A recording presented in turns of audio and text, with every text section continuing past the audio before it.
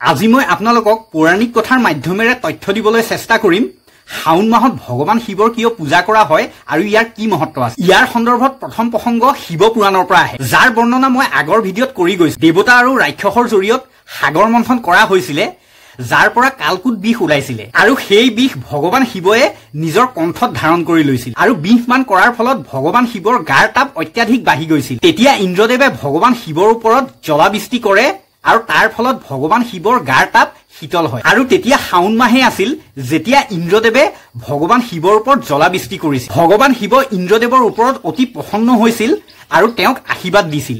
আৰু তাৰ পাছত ভগৱান শিৱয়ে ইন্দ্ৰদেৱক কলে, তুমি মোক এই শাওন মাহত মোৰ ওপৰত জলাবৃষ্টি কৰি মোক শীতলতা প্ৰদান কৰিলা, সেইকাৰণে শাওন মাহটো মোৰ কাৰণে অতি প্ৰিয় হৈ গল। এতিয়াৰ পৰাই যি ভক্তই মোক জল অৰ্পণ কৰিব তেওঁৰ ওপৰত মোৰ বিশেষ আশীৰ্বাদ থাকিব। আৰু তেতিয়াৰ পৰাই শাওন মাহত ভগৱান শিৱৰ বিশেষকে পূজা কৰা হয়। এনেও জেঠ আৰু আহাৰ মাহত অত্যন্ত গৰমৰ কাৰণে পৃথিৱীৰ তাপমান বাঢ়ি যায় আৰু সকলো প্ৰকাৰৰ জীৱ জন্তুৱে গৰম বাঢ়ি যোৱাৰ কাৰণে অশান্তি পায়। তাৰ পাছত শাওন মাহত ভগৱান ইন্দ্ৰদেৱে জলাবৃষ্টি কৰে, যাৰ কাৰণে পৃথিৱীত থকা সকলো প্ৰকাৰৰ প্ৰাণী আৰু জীৱ জন্তুৱে বহুত শান্তি পায় আৰু সুখী হয়। কোৱা হয় শাওন মাহত ভগৱান শিৱ মাতা পাৰ্বতীৰ লগত পৃথিৱী ভ্ৰমণ কৰিবলৈ আহে আৰু সেই সময়ত ভক্তসকলে তেওঁলোকক পূজা কৰিবলৈ সুযোগ পায়। এই সন্দৰ্ভত দ্বিতীয় প্ৰসংগও শিৱ পুৰাণৰ পৰাই আহে, যেতিয়া মাতা সতীৰ বাপেক প্ৰজাপতি দক্ষয়ে নিজৰ ৰাজধানীত এক বিৰাট যজ্ঞৰ আয়োজন কৰিলে, কিন্তু তেওঁৰ জোঁৱাই শিৱ আৰু পুত্ৰী সতীক যজ্ঞত অন্তৰ্ভুক্ত হবলৈ নিমন্ত্ৰণ নকৰিল। কিন্তু তেতিয়াও মাতা সতীয়ে ভগৱান শিৱৰ পৰা নিজৰ বাপেক দক্ষৰ যজ্ঞলৈ যাবলৈ জিদ কৰে। ভগৱান শিৱয়ে বহুত মানা কৰা স্বত্তেও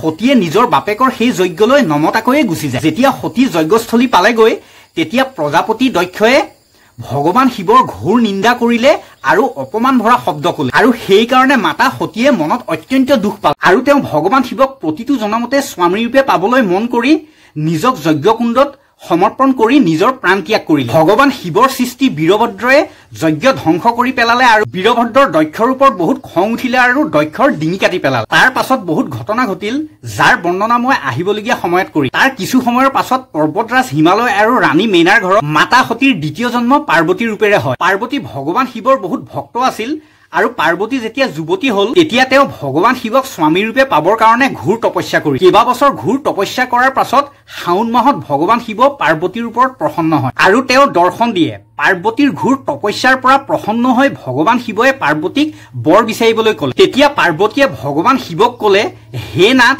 মই আপোনাক স্বামী ৰূপত পাবলৈহে তপস্যা কৰিছো। যদি আপুনি মোৰ তপস্যাৰ পৰা সন্তুষ্ট আছে আৰু মোক বৰদান দিব বিচাৰে, তেতিয়া মোক বৰদান দিয়ক যে প্ৰত্যেক জনমত মই আপোনাৰ পত্নী হৈ থাকো আৰু আপোনাক স্বামী ৰূপে মই সদায় সেৱা কৰি থাকিব বিচাৰো। এনেকৈ পাৰ্বতীয়ে বৰ বিচৰাৰ কাৰণে ভগৱান শিৱ অতি প্ৰসন্ন হয় আৰু পাৰ্বতীক মনে ভবাৰ দৰে বৰ দিয়ে আৰু নিজৰ পত্নী ৰূপেৰে স্বীকাৰ কৰে। তাৰ পাছত ভগৱান শিৱই পাৰ্বতীক কয়, যি প্ৰকাৰে তুমি মোক তপস্যা কৰি শাওন মাহত মোক পালা, ঠিক একেই প্ৰকাৰেৰে কোনোবা অবিবাহিতা মহিলাই শাওন মাহত জলেৰে স্নান কৰাই চন্দন আৰু কুমকুমৰ লেপ লগাই মোক পূজা কৰিলে তেওঁ মনে বিচৰা বৰ লাভ কৰিব। ঠিক তেতিয়াৰে পৰাই অবিবাহিতা মহিলাই শাওন মাহত উপবাসে থাকি শিৱলিংগত গাখীৰ আৰু জল অৰ্পণ কৰি চন্দন আৰু কুমকুমৰ লেপ লগাই ভগৱান শিৱক পূজা কৰে, যাৰ পৰা ভগৱান শিৱ অতি প্ৰসন্ন হয় আৰু তেওঁৰ মনে ভবা বৰ দি তেওঁ মনোকামনা পূৰ কৰে। বিবাহিত মহিলা আৰু পুৰুষে নিজৰ দাম্পত্য জীৱন সুখৰ কৰিবৰ কাৰণে, সন্তান প্ৰাপ্তিৰ কাৰণে, ঘৰলৈ আহিব ধৰা কষ্ট ৰোগ, ব্যৱসায় বা চাকৰি ক্ষেত্ৰত আহিবলগীয়া বাধা দূৰ কৰিবলৈ আৰু বিদ্যাৰ্থীসকলে ভাল শিক্ষা পাবৰ কাৰণে শাওন মাহত উপবাসে থাকি ভগৱান শিৱৰ পূজা অৰ্চনা কৰে,